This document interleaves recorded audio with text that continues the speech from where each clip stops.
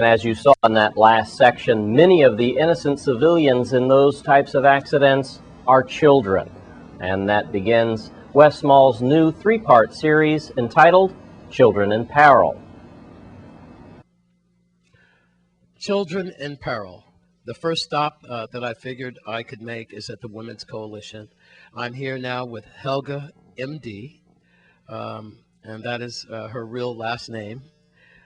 She's been at the Women's Coalition now for over 6 years, and she is the child's counselor here. And Helga, usually I deal with Clement Lewis and Mary Mingus, who are the co-directors here, but recently we have been seeing an influx of children in harm's way, either directly or indirectly. And I just want to get you into some statistics for this year. Recently, over the weekend, I've had to go to LBJ Housing Community about a baby who fell over the balcony. We've had stories at Enfield Green where a child was walking with stray dogs at 3 o'clock in the morning. Neighbors had to alert the authorities. Of course, we all know about the Williams Delight situation of postpartum depression, where she unfortunately stabbed her own son to death with scissors. A baby nursing in the back seat and a father running off the road. Indirectly or directly, it's been a very bad year for infants here in the Virgin Islands. Children are in peril. And what can you, here at the Women's Coalition, and what can you tell the young mothers out there today, the young fathers, how we can more protect our children?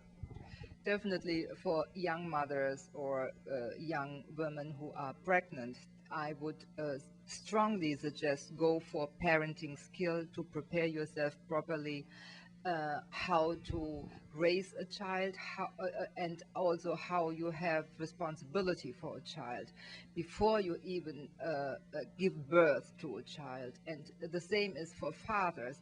Fathers have definitely the same responsibility than mothers.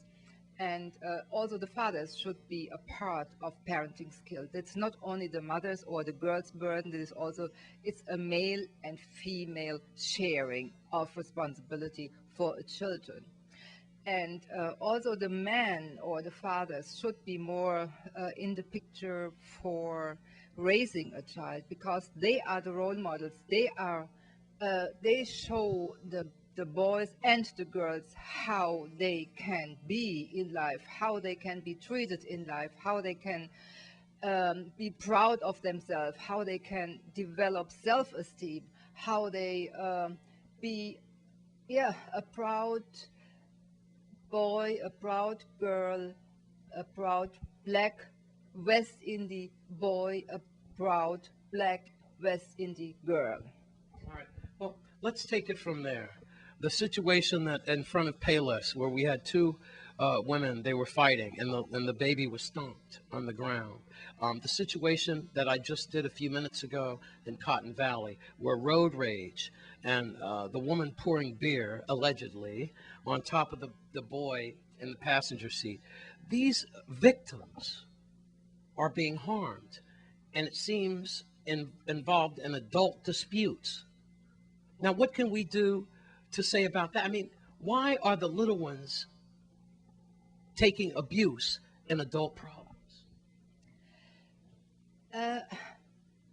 Most likely the young adults or the adults, they are also born and raised most likely in an abusive home. So the role models they internalize is violence. They don't know better, and they don't know how they can, with words and with love and patience, change a child and raise a child. So it is never automatically a child's fault or a teenage fault or a young mom's fault because she doesn't know better how to raise a child and how to behave appropriately. Do we have anger management classes in the Virgin Islands? Yes, definitely anger management. I know that is the Men's Coalition. They offer anger management classes in the Virgin Islands. Or here For men. For men's problem, they have anger management. And I guess also for females. But what we here do is we are dealing with anger, with feelings, to release their anger and mention and channel their anger in a positive way, so that anger is not automatically always violent. And absorbed by the children. Yes. Okay. All right. I want to end with this. I talked to Dr. Thomas Tyne around 10 years ago as I was a radio reporter. He's a psychologist here. And he told me that when he looks into children's eyes, young adults and teenagers, he sees baby doll eyes, black eyes, no soul, like looking into a great white shark. And he said, Wes, in a decade, you're going to see these children, the teenagers, come to be adults, and then we're going to catch the wrath. And I have to tell you, he was right on. We're going to be getting into that, the second part of our series, Children in Peril, to see what happens as they become young adults, and unfortunately, their lifestyle gets negative. As we get into that, do you find that when you look at some of these victims and these children that you see baby doll eyes? Yes, but I definitely don't see dead eyes. I see eyes who are extremely sad, who are extremely crying and searching for help. Probably not always in the best situation for the children, because they turn it emotionally, and they, with attacking others, attacking themselves, self destruction, etc. But definitely I see a lot of fear and a lot of sadness in children's and in teenage eyes. Helga, MD. She is the child counselor here at the Women's Coalition, along with Clement Lewis and Mary Mingus. I want to thank you for spending time with me today. I know that you've had to make time with your clients and so forth. I cannot imagine life without the Women's Coalition. I've said it before, I'll say it again. This is a safe haven for children and mothers and such. But the situation is deeper than that, and that's why I chose to do Children in Peril. We'll see part 2 tomorrow. At the Women's Coalition, I'm Wes Small for News Channel 8.